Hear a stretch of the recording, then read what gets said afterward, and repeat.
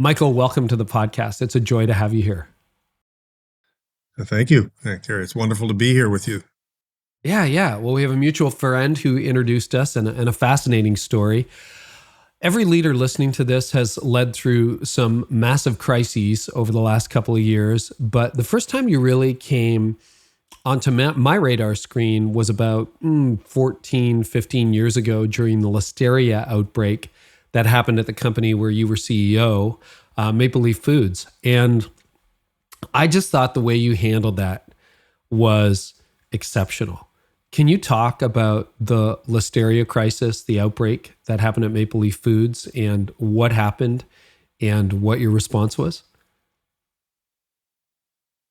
I'll speak about it briefly and at a high level, Carey. Let me start with, first of all, just to thank you for the opportunity to be with you today, because it's you have an incredible journey of exploring leadership from a lot of individuals, and I really appreciate the topic and the role that you play in it. So thank you for having me. Thank you, Michael. Let me start with, I don't love talking about that because it was a very dark period in our history, and it was a tragedy, and 23 people died on our watch in the middle of that tragedy, and we've tried to honor it in specific ways, and we continue to do so. Not the least of which is we had our annual commemoration today, actually, in our team, because we've committed that we'll never forget. But we don't like talking about it in kind of positive terms, if you know what I mean. We did have a food safety breach, notwithstanding our commitments to food safety at the time, but we had a breach for which we accepted accountability. I'm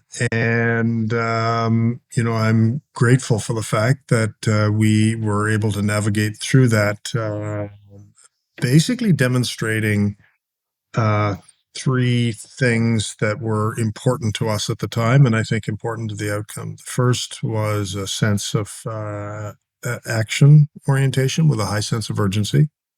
It wasn't just about talking about the problem. We had to deal with it with real extreme pace throughout the organization. The second was accountability and recognizing that we owned the problem, whether or not we felt we were responsible or not, or what the circumstances were, or the extenuating circumstances. Accountability is accountability, and sometimes it's for things even that you don't feel, the extenuating circumstance.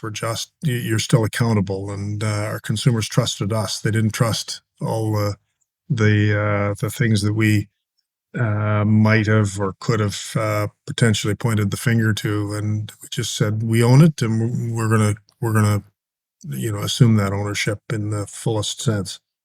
And the final dimension was transparency, and that which is part of our culture, our DNA, and the things that we were doing and the accountability that we were accepting. We had to be transparent with all of the stakeholders in addressing it. So those are probably the headlines in terms of that era for us, and we continue to remember the families and individuals that lost their lives, the profound impact that it had on our organization, the ways that we committed to bring meaning to that tragedy for us and for others, and the role that it plays on our journey in food safety around in the company since then. So it was certainly a pivotal moment in our history. Well, and I appreciate you being willing to talk about it even at this level, because I can't imagine how painful it was. But food manufacturers, there's E. coli outbreaks on a semi-regular basis. And what makes me remember this 14 years after it happened was the quality of your response.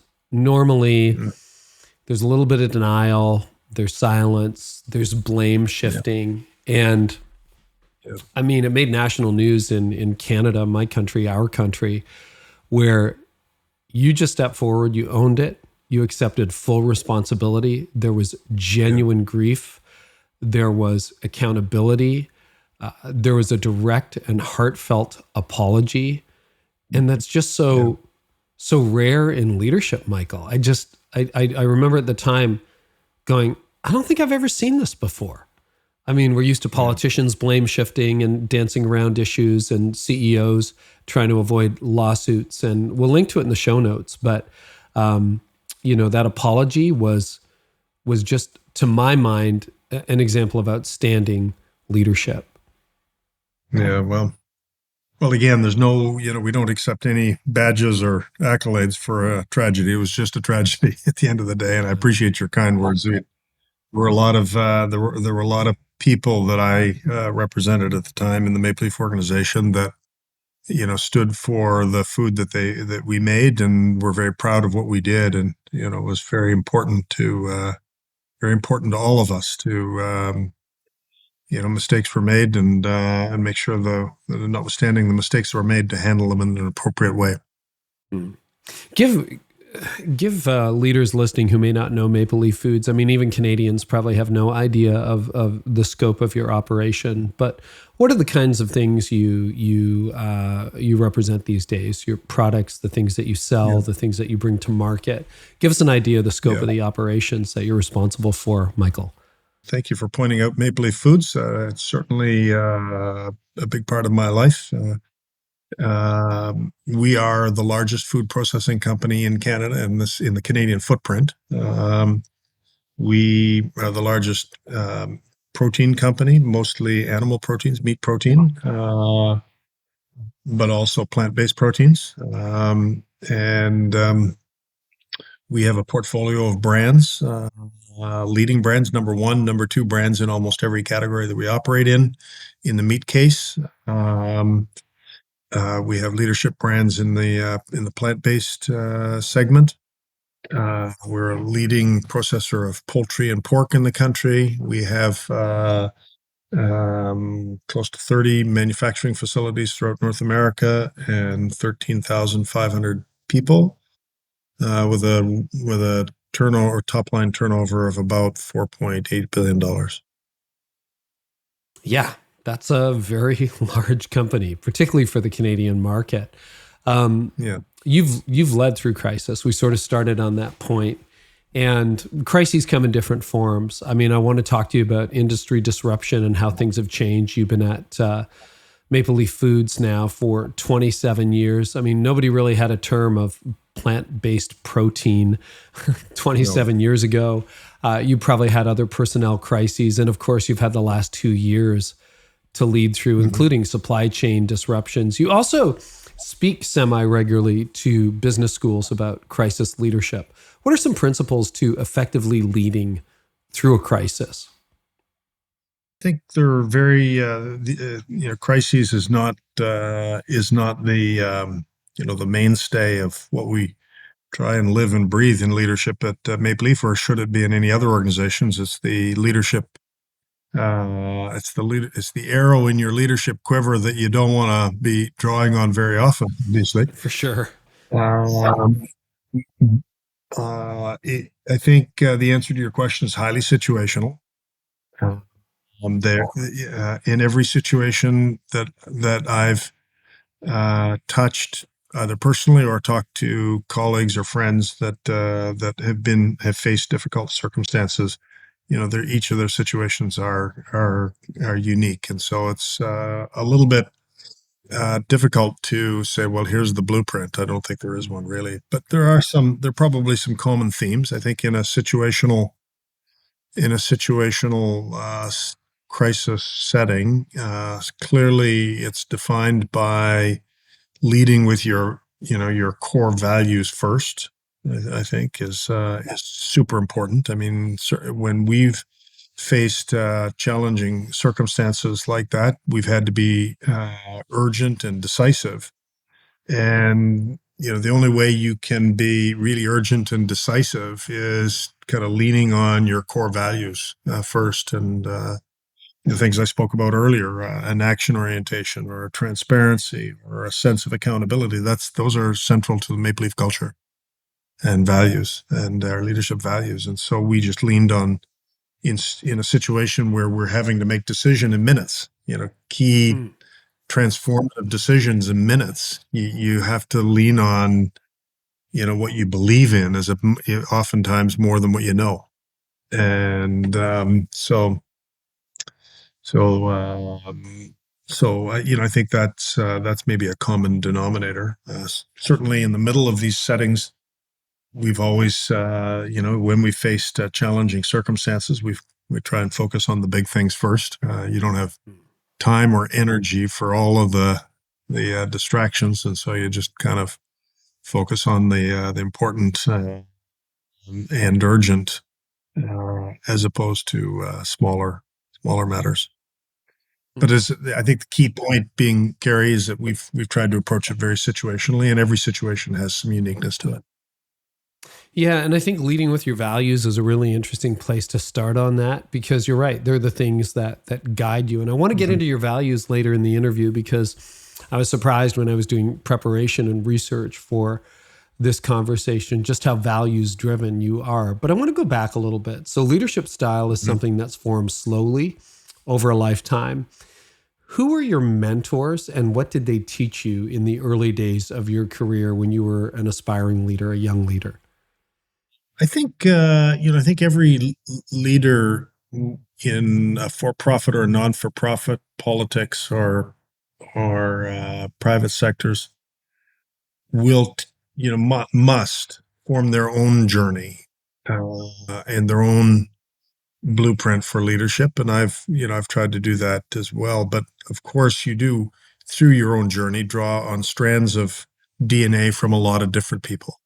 And that's what when I look back, I'm 63 years old now, and I've been in the same job for over 25 years. So you get to be a little bit reflective about, how that journey unfolded over the last 25 years, and maybe the 15 prior to that. But and I think back of all the strands of DNA on my journey that I've adopted from different individuals who you would classify as mentors. Certainly, I'd put my father, who was one of the founders of McCain Foods.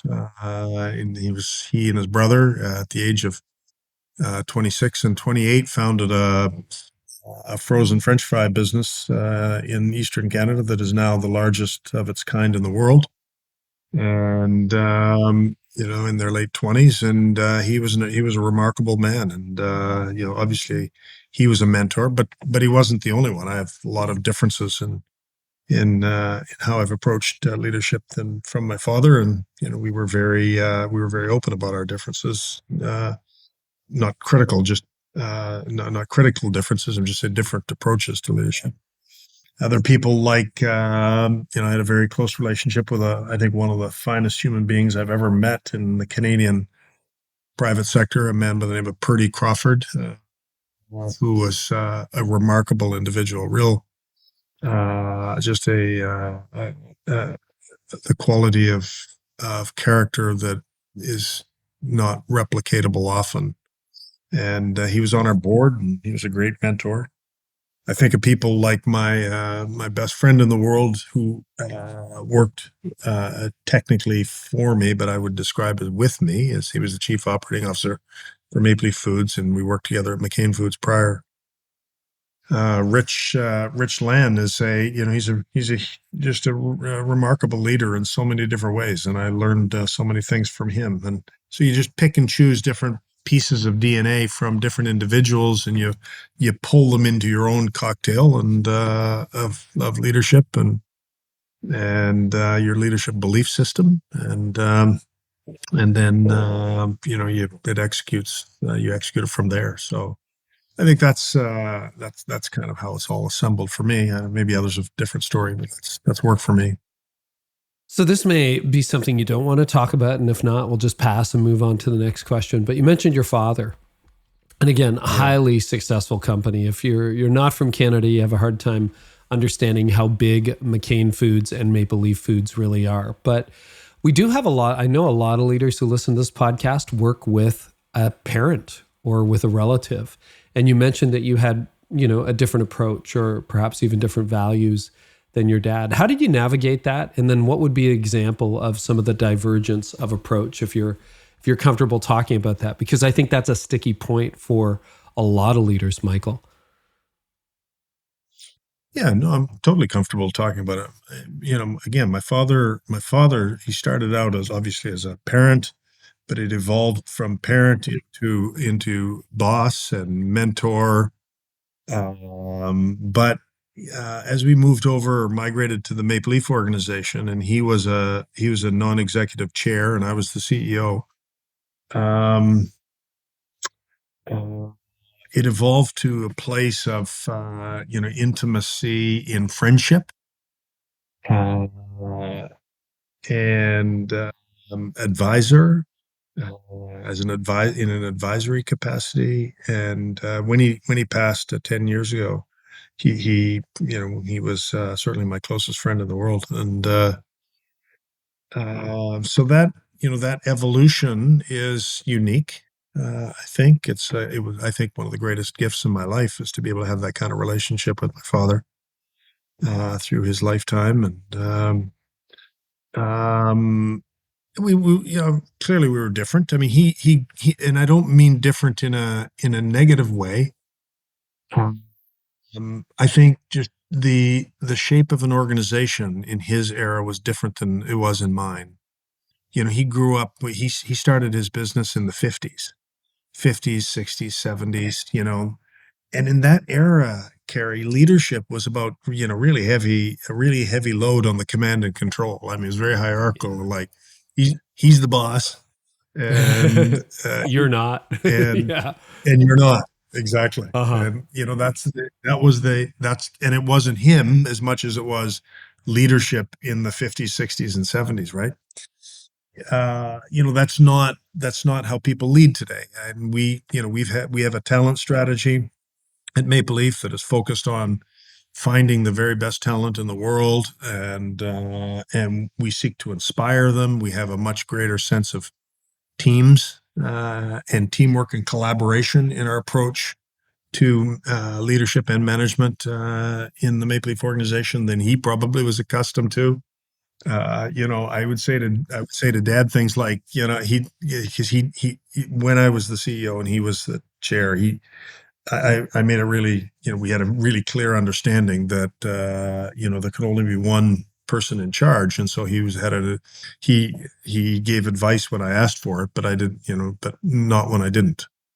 And it was important to him and important to me. But I did ask for his advice every now and then, or I'd just go in and vent every now and then. I'd crash into his office and I'd say, I don't want to hear a word from you. I don't want to hear anything from you. I just want you to listen. All I want you to do is just listen, because I need somebody to vent with. And he was very good at it, actually.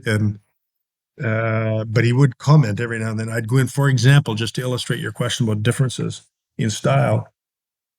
I remember the time when I walked in and I said, "Oh boy, we've got this major change initiative." And he said, "What's your biggest challenge?" I said, "My biggest challenge is getting alignment." And he said, "Well, what are you talking about?" He said, "Well, getting alignment, getting everybody aligned." He said, "Well, that's easy.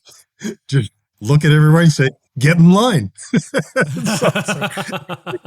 Yeah, and I say, "Yeah, well, look, Dad, it just doesn't work that way anymore. I'm sorry, but it doesn't work that way anymore." So it's just, I think it's more a generational thing than it was, differences. Yeah. But we had the kind of relationship we could both joke about that and talk our way through it. So you are really big on culture, and any read through an annual report or research would show that that's really important. Where did your views on corporate culture kind of come from, and why do you think it's so important to develop a clear and distinct culture as a leader, Michael? Well, first of all, it's important I think, to have a definition of both culture and values, at our fingertips.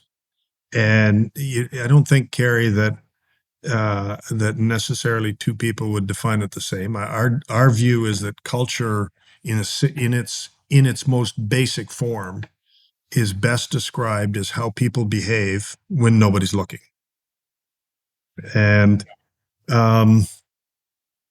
as the leader of an organization, actually, that's probably the single most important thing I care about is how people behave when I'm not looking or anybody else is looking. When they're on their own, which is the majority of their time, how are they going to behave? They make decisions, all day long. They use their time. They use their resources all day long, and how they behave when nobody's looking is really, really important to the success of the organization. Hmm.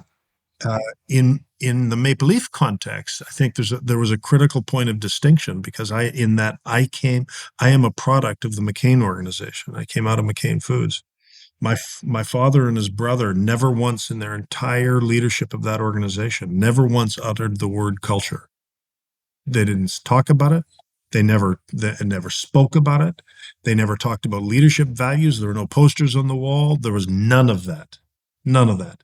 And yet they had a very, very, very clear culture in the organization. Why? Because they hired people consistent with their view of behavior, leadership behavior. They deselected people that didn't align with that view of leadership behavior over time. And ultimately, their actions determined what that culture was meant to be. So they had great alignment across the organization. You contrast that when we acquired Maple Leaf Foods in 1995, it was a disparate group of businesses. They were all run as in a somewhat siloed basis. And after spending the first year trying to diagnose the business and what the future would look like at Maple Leaf in 1995, I remember the day saying to my board that I felt that the single biggest barrier to our ability to achieve long-term sustainable success in the organization was the absence of a common bond or culture or leadership values throughout the organization. There was no glue. And because we were a collection of acquired assets and businesses, we couldn't just let it happen by osmosis. We had to pivot it into actively managing it because we were changing culture, not building something from its first brick the day that they built their first factory in 1956 in rural New Brunswick, right? So we were changing culture. So we had to be very explicit about how we managed culture, how we went about it, and what we found actually over the last 2 decades, is what started out as a clear need in the organization. It very quickly became recognized as probably our single most important asset as an organization.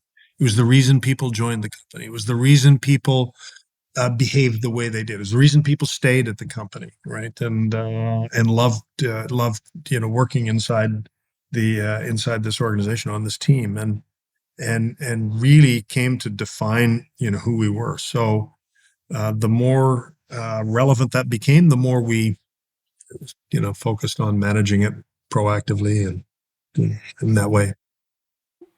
What are some examples of the culture that you created or are trying to create? What would be like an example of some of those values? We've gone through 3 iterations actually in 25 years. So they're not to be changed, and they're evolutionary, not revolutionary. So there was the first version, circa 1998, I think it was, the second version in 2009, and just last year launched the next evolution of them. They migrated from 6 to 8 of them, actually. I don't know if you want an example or do you want all 8? I'd be happy to Well, describe whatever, them. we got time. So, I mean, Well, I'll be very brief. It starts with each one is a special purpose in the organization, or to how we behave when nobody's looking, if you will, and the culture of the organization. So they all have a very clear purpose. The first is about character and integrity. It's doing what's right. The second is our ethos of shared value. So leading through shared value. The third is the culture of performance, that we are a high performance organization. That defines how we behave in our aspirations for performance. The fourth is leading inclusive and diverse teams. So it's our statement of team and collaboration. The fifth is being disciplined in our decision making. Our fact-based, objective, disciplined decision-making processes. The sixth is accountability, and recognizing that we are accountable individuals, oftentimes for things that we may not even be responsible for, but yet we're accountable for nonetheless. Number seven is an intense curiosity, which is about continuous improvement, being better tomorrow than you were yesterday. So intensely curious. And then the last, number eight, is about how we communicate, which is transparency. And so it's a communication one. So there's a statement of character, of teamwork, of performance, of decision-making, of accountability, continuous improvement, and communications. Yeah, those are great values. How much collaboration do you solicit in forming those? You know, you mentioned top-down leadership of the previous generation. Is that you and your senior leadership team? What is the process? Because I talk to a lot of leaders, and they're like, "Yeah, we need cultural values, but we're not sure how to get them, how to find them." So, what process did you use? That's very topical, and I'll say this with a caveat, and I'll come back to the caveat. But here's how they work. I wrote them, every single word. I own the pen. I told the entire organization, my team, and everybody else, I own the culture and the values of this organization. And the reason is because it's very clear. Culture is created not by the poster on the wall and the words we choose, but by how I personally behave and what I'm willing to champion, and how and my actions are going to define the real culture, not the poster on the wall, but the real culture and values of the organization. And if there's anything that I want to own in this company, that's it. We can talk a lot about strategy. We can agree on it. We can align over a period of time. And honestly, I'm a flexible strategist, and I'm happy to empower people to tactically run the business. But I personally own the culture and values of this company. Now, the caveat is with that said, I did have a consultative process, and that consultative process included my senior leadership team and some others. And I made it really clear, I'm genuinely, deeply interested in your view. And I'm going to consider, and I will honor your view with deep, fulsome consideration, provided you're okay with me playing Caesar when it's all done, thumbs up or thumbs down, because I have to decide whether I can personally embrace it or not, and make it. And do I think that it's going to be essential to the future of this business, that it's the kind of company that I want to both own and run, and that I'm prepared to personally embrace it and champion it. Because if there's even the slightest amount of white space between the leader's behavior and the poster on the wall is going to lose. And so, we had to make sure it was credible in that sense. And I've been very clear, and people are fine with that. They're totally fine with that. So let's talk about, and thank you for sharing that. Let's talk about high performance culture. What does that mean at Maple Leaf? What it means really, because I think, we do have the aggregate of our culture is a performance orientation. I like to think of it as, a collection of Olympic athletes and not house league players. Which by definition means that if you're an Olympic athlete, there's a little bit of edge to it, right? And we have edge, right? And so, you can't operate if you use the sports analogy, you can't operate at the Olympic level, right? Without some edge built into it. And so there's some edginess to it. But, I think it's characterized by this intense drive to achieve. and people who have that just by nature, they're not told that way. They're just by nature, they have an intense desire to achieve, to have impact, and do it in a way that is, has a best in class outcome. And that, I think that's true with, whether it's a financial outcome or a non-financial outcome. It could be a sports outcome. It could be a philanthropic outcome. It could be a societal outcome, a political outcome. It could be any kind of an outcome. But people who have that visceral best in class mindset on the outcome really is the kind of the defining vignette of a performance individual, and that's what we try and foster in our organization. How do you select for that? Because there's millions of people who could work for you. You obviously are very careful about who you recruit at the highest levels of the organization. Are there particular traits, like obviously, that Olympic athlete metaphor is really helpful, but how do you know who has it and who doesn't? Are there certain markers that you've seen over the years that help guide you somewhat reliably? Yeah, I think it's an interesting question, Carey. And the art and science of hiring is a very ill-defined and poorly practiced art and science, I think. One of the biggest mistakes I think people can make is to think that there's a visual or a characteristic connection to people that have that attribute. Yeah, I've seen people that have all different types of styles and visual demonstrations of their leadership that may or may not be performance oriented, right? Or any other attribute of our culture, right? Performance is one dimension of our culture. Being able to, successfully lead teams is say another one.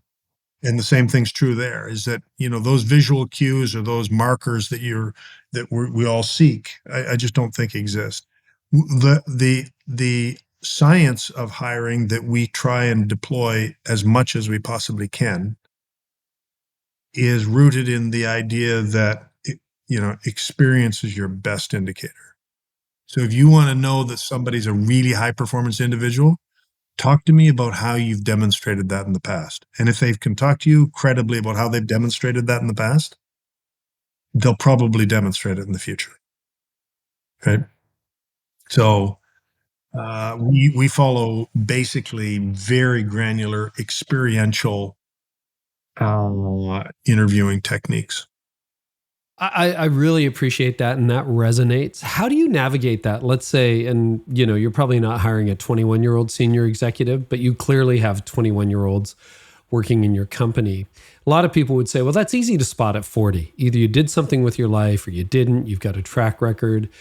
Are there indicators you would look for, even in a teenager or a college student, that would indicate that they bring that kind of experience, that kind of aptitude to the job? Like, what are some of the markers you'd look for in a younger, just starting out potential hire? Sure. I mean, look at somebody who just graduated from high school and how they lived their life through high school, right? I know young adults that they were extraordinarily social, and they were extraordinarily studious and had great marks, and they were the captain of a particular sports team, and then, well, how the hell did you manage all that? And well, they did. So I think you can see these attributes very early on, right? And again, you can see it experientially just from how they live their life as individuals, as young adults. I talked to some amazing college students, amazing in terms of what they accomplished, what they've done, and what they've accomplished in a very short period of time. You also, one of the other values you mentioned was shared value. Can you explain what that means and how that philosophy, why it's important?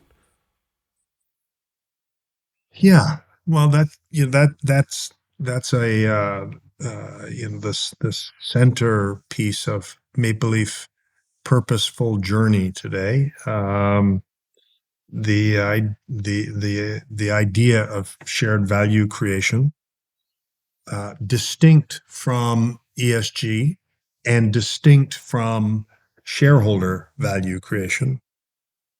Uh, and there's been a lot written about the idea of shared value creation. So I'll try and summarize it, Carey. Basically, it is a reflection of multi-stakeholderism, the recognition that the enterprise has multiple stakeholders, all with valid interests in the success of the enterprise over a long period of time. And shareholders are one of those, but they're not the only one. And it is a clear rejection of the idea of shareholder primacy. Said differently, that we're not in it just to make money for the shareholders. We do what we do to create value for all stakeholders, shareholders included. It's not ignoring shareholders included, but rejecting the primacy of their interests over the others. And that's that's a super important foundation for us to build our strategies and direction setting and expectations and all aspects of the business. I think what some of the things that that create a defining feature of shared value over particularly ESG initiatives and Can you define ESG just quickly for those of us who don't know that? Environmental, social, and governance. It's all the rage today, all the rage in C-suites throughout North America, and there is a lot of goodness in that, a lot of really, really good things in the ESG movement in North America, and just a little bit more bull.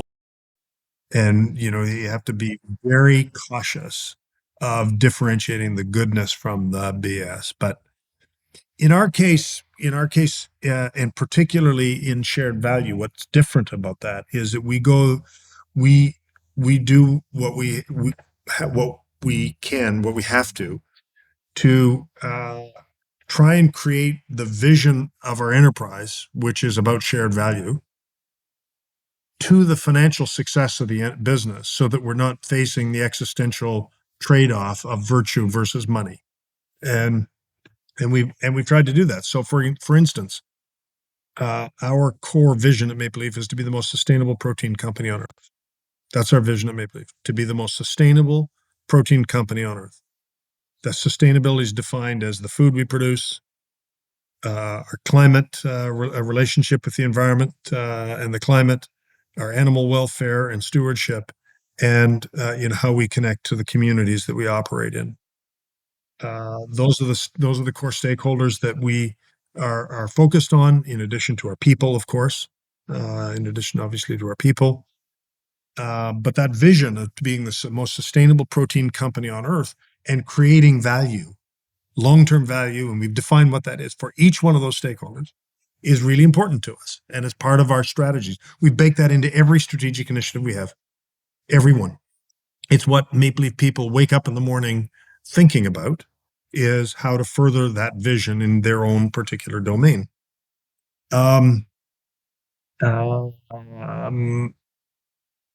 The outcome is good also for our shareholders, because we've also connected that we've also used that as the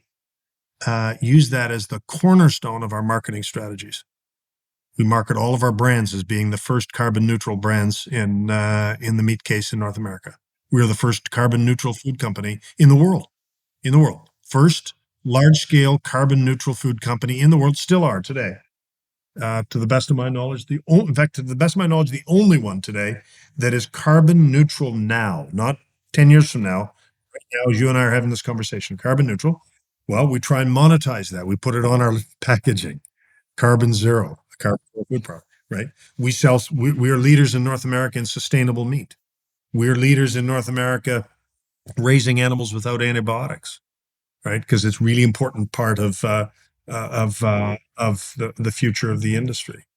we market our leadership in animal welfare. We connect our brands to our work in food security. And so I can demonstrate to the shareholders that yes, this is right for all those other stakeholders, but it's good for you too. So so it's that's one of the differences between shared value and other initiatives. No, I really appreciate Does that that. resonate? Yeah, it really resonates. A little quick story for you. And then, because I think I read this in one of the documents that your team sent through on sustainability. And one of the problems with being a publicly traded company, Maple Leaf Foods is a publicly traded company, correct?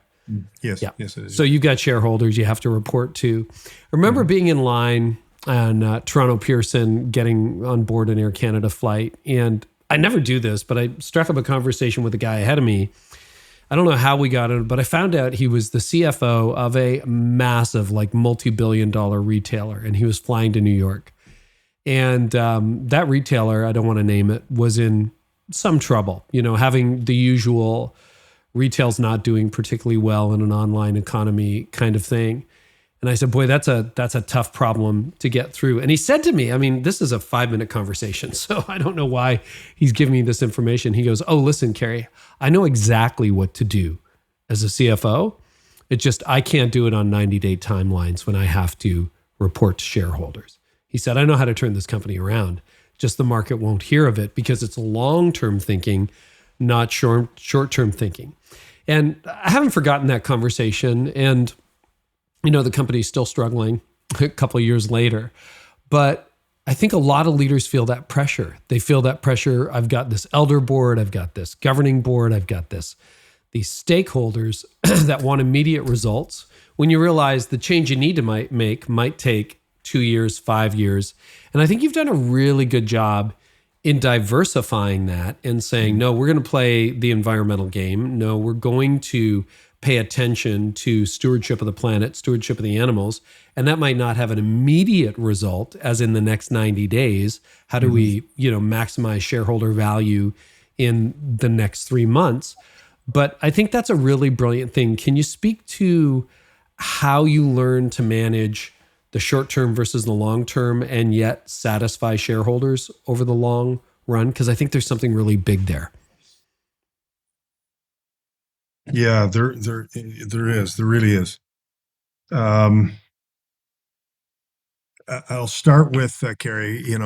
I come from the school of thought that short-termism is one of the most perverse and destructive dimensions of modern capitalism.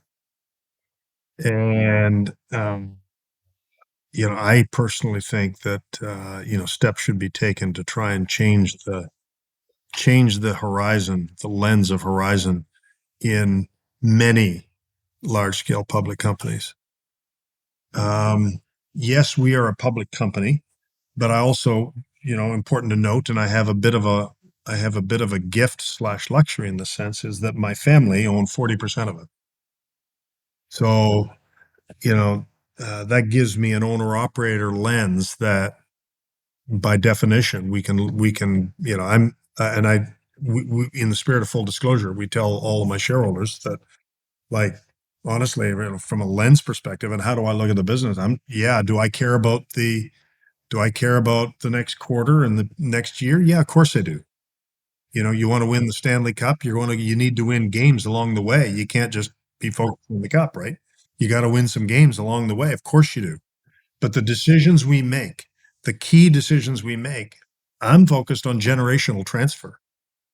All right. What's the stock value going to be in 5?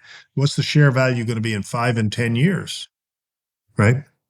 Not next week and next quarter or the next, next year. That requires a certain sense of responsibility, though. And the reason, the most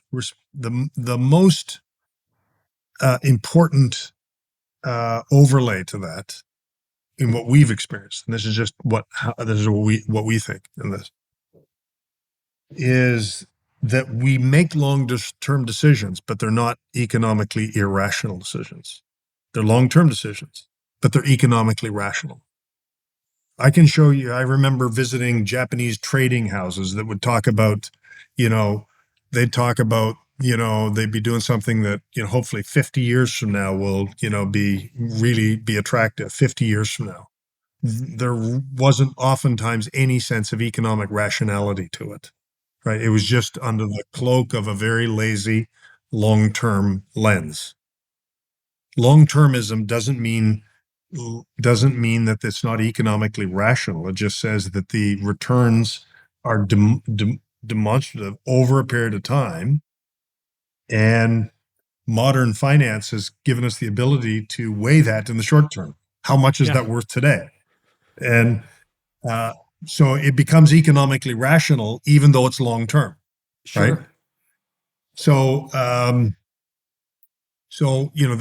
that's largely, how we try and find the balance. We are, while we make decisions long term, if you ask my management team what I'm like in a management meeting in our weekly management rhythms, if we had a week last week, they'd say, "Where's that long term thing?" So, Yeah. but because we it's just part of that performance thing is that you still want to be a performer every day of the week, right? And that's part of our culture. But the decisions we make create value over time, and I think that's that's super important. So my wife and I were both born in the mid 60s, and we sometimes joke because we love food and we were buying organics back in the 90s, that kind of thing. But we probably grew up, I don't know whether you would agree with this, but the 70s had to be probably the worst nutritional decade in the history of humanity. Most of the food was plastic. The cheese was plastic. We had milk from powder. There was so much processed food and so much canned food. There was spam. There was all that stuff. And then, in the 90s, people started to get a little more health conscious. And obviously, the last decade has been, a real transformation in that with the move to organics and sustainability, et cetera, et cetera. But what that's probably meant for you as a food services company is a lot of change over the years. And Maple Leaf Foods, again, I think is a leader in sustainability. Can you talk a little bit about that change management process? Because that is a tidal wave of change in food services. And what have been some of the opportunities and then some of the challenges of really transitioning how a whole industry operates?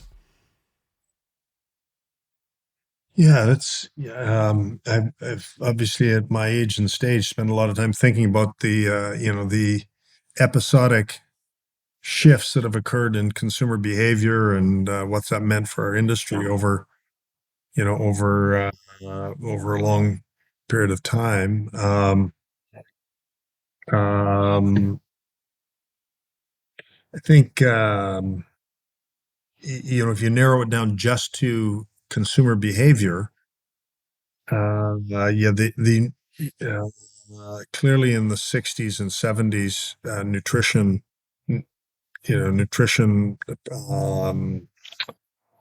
was not really on anybody's radar screen. Nobody's. Yeah, it was going in the opposite direction. It was going in the opposite direction. But then the response to that, interestingly, I've been around long enough to know when the USDA launched its very first pyramid, right? Its nutritional pyramid. And at the base of the pyramid, which happened in the 80s, actually.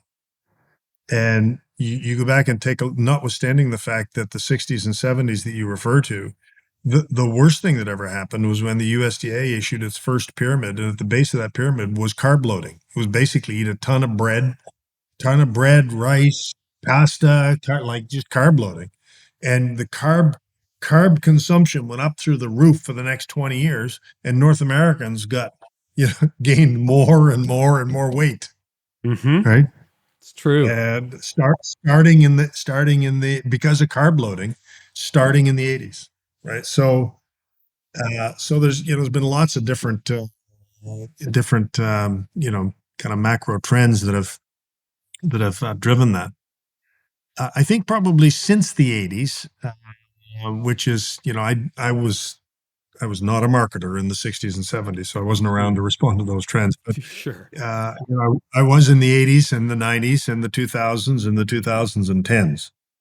And I think there's probably been, as consumers approached nutrition starting in the 80s, it's gone through sort of three different waves of consumerism uh, that I've personally seen. The first would be, in the 80s, it was everything about what you take out of your food, right? Diet. It was diet everything, right? There was Yeah. like Yep. it was one diet. We're taking out the fat, we're taking out the sugar, we're taking out this, right? And it was everything was being taken out of their food to try and create the sense, more nutrition. Basically, health and nutrition was viewed as weight management, right? So it was diet foods with the next evolution coming into the 90s was not what you take out of your food, but what you put in your food. So added calcium, added this, added that, right? Do this for this, functional foods and so on and so forth. So it was went through a decade of health and nutrition was not about what you take out, but what you add back to more natural foods. I think today there's a greater sense of neither of those being the right nutritional answer. Today, it's more about, balanced consumption. People recognize that, the human body was built for balance, and nutrition is really about balance. Your grandmother probably had it right all along, which is a little bit of protein, a little bit of starch, and tons of fruits and vegetables. And she probably coached you on that, and she probably had it right all along. And, there's no good foods and bad foods. It's just about good diets and bad diets.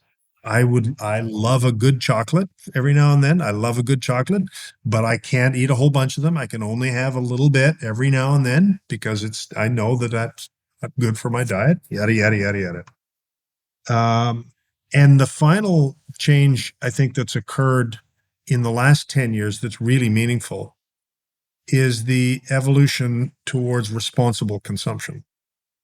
And where people are saying it's actually my consumer dollars are going to increasingly go towards products and companies that I feel are behaving responsibly and have some kind of a responsible place in our society. For example, our sustainable meat offering is growing at high double digits every year. We're one of the leaders in North America, and it's now close to 20% of our portfolio now is in sustainable meat. Yeah. And and consumers are buying it, willing to pay a little bit more because it costs a little bit more, but it's responsible. It's raised without antibiotics. It's animal care. It's animal care certified. It's carbon neutral. It's and so on and so forth. So it's we take all of those and bundle it under the banner of responsible consumption. Got it. I was going to ask, how do you define sustainable meat? Yeah. Just as those things, all of the antibiotic free. Yeah, all of the above. Great. Antibiotic. It's a suite of things. It's antibiotic free. It's carbon neutral. It's animal welfare certified. We're migrating to 100% sustainable packaging. We're not there yet, but we hope to be there by 2025. So there's a suite of benefits in our sustainability portfolio that we're adding to our sustainable meats platform. Well, and on that note, you gave a commencement address and have produced a document or at least a concept that you call a new charter for capitalism. And that's a real debate right now. It's a big debate, it seems, between the left and the right. Capitalism is evil, capitalism is fantastic. You have a different view. Yeah. And I'd love for you to give us just a snapshot as we wrap up, Michael, of what your new charter for capitalism includes and what it might look like. Sure. I mean,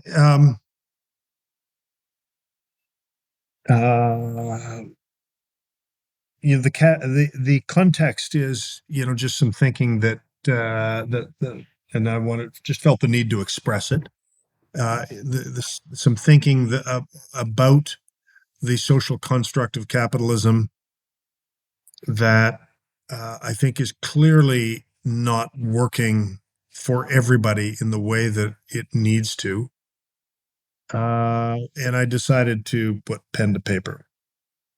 I'm fully recognizing that these aren't necessarily the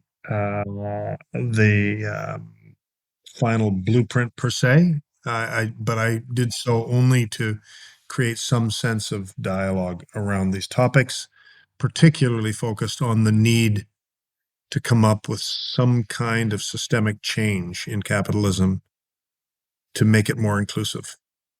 Here we know that capitalism around the world has delivered extraordinary outcomes um, since way back before the Industrial Revolution in so many areas for humanity.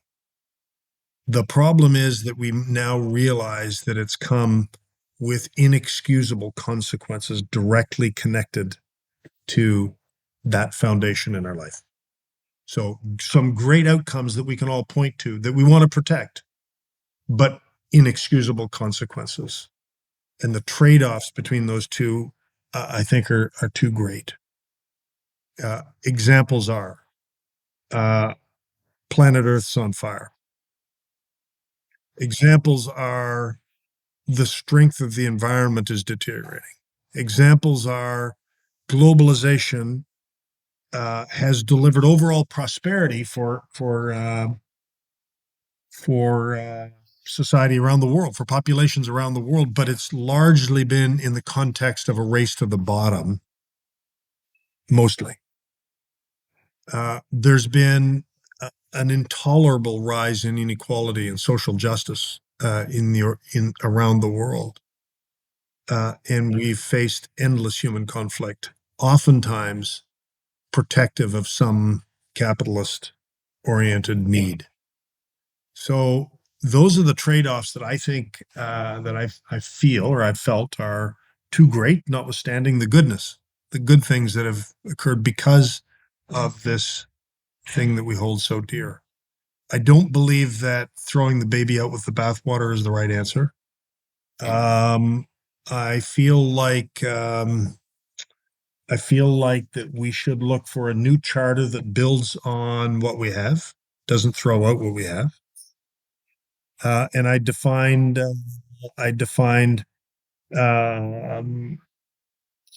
four or five different, I think five, I'm going from memory, Carey, five different uh, uh, components of that. And, I don't know whether you want to get into them quickly or they're, Yeah, we can touch on them.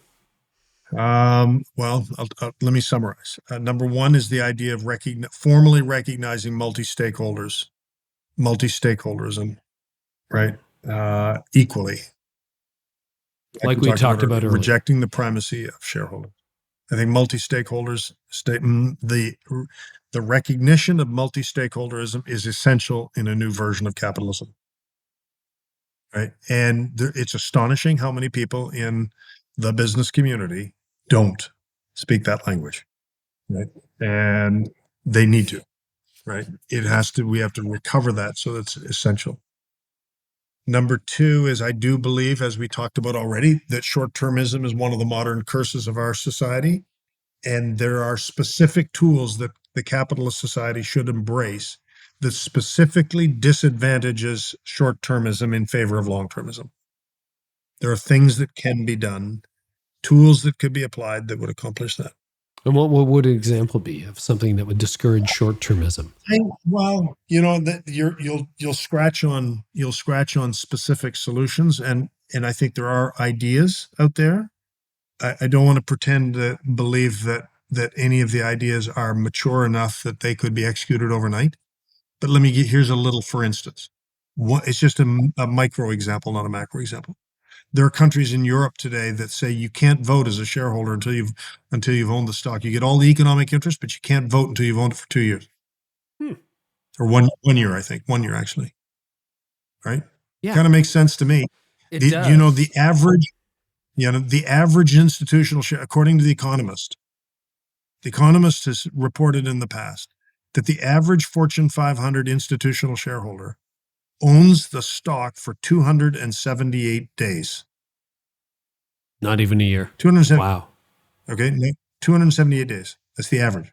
Okay, now that's clearly influenced by computer trading and the like, but I just don't believe that somebody can step in and own something for a short period of time, disengage in a capital markets view, and then opine on the long-term best interest of the company, right?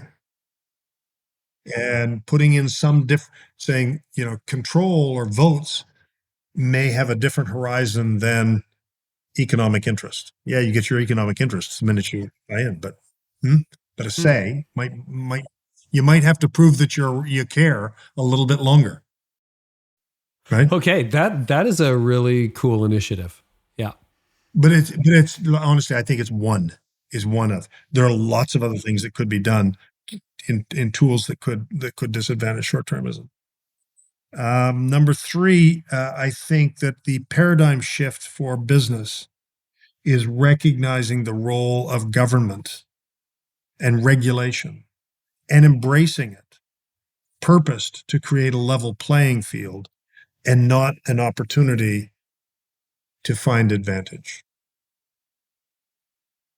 Government regulation. So here's my analogy. Think of a sports analogy. Okay. If we said in the NFL, put 2 teams on the field, say there's no rules, just play nice. See how that plays out, right? Mm-hmm. The NFL provides rules to create a competitive level playing field for a purpose, right? Governments play a role in creating a level playing field, a competitive level playing field that ensures that we all play by the same rules in the same way, and that we're not advantaged or disadvantaged by, gaming the rules. Businesses don't embrace that today. They view government as the enemy. Government deserves that in many cases because they don't often create rules that make sense. Right? True. Yeah. So that's, the advocacy would be for, effective rule making, not ineffective rule making, but businesses, and the ethos of I think of commerce needs to embrace the role of regulation in pursuit of creating a level competitive playing field and specifically avoiding that race to the bottom, right? For example, take minimum wage, take something like a minimum wage, right? Let's take a micro example. There's a minimum wage in Toronto, but not in Hamilton. What are you going to do? You can probably count on the fact that most businesses are probably going to move to Hamilton, right? What's government's role? Let's create a level playing field so that there's a minimum wage for everybody, right? When Kathleen Wynne put in a $15 minimum wage in Ontario, I said, I got issues with that, Kathleen. Why? Not because I don't believe in $15 minimum wage. I'm happy. $15, make it 20. I'm happy. Just go stand at the border and tell all those people shipping products that are competing with me at Loblaws and Walmart and Sobeys and other places that are shipped in here from jurisdictions in the United States that pay $7. Tell me that you're creating a level playing field competitively. I'm good. I'm totally good. Right? So more intergovernmental cooperation. Kathleen Wynne, by the way, was the Premier of Ontario, the largest province in Canada, yes. For those of you who are wondering. Yeah. Okay, fair enough.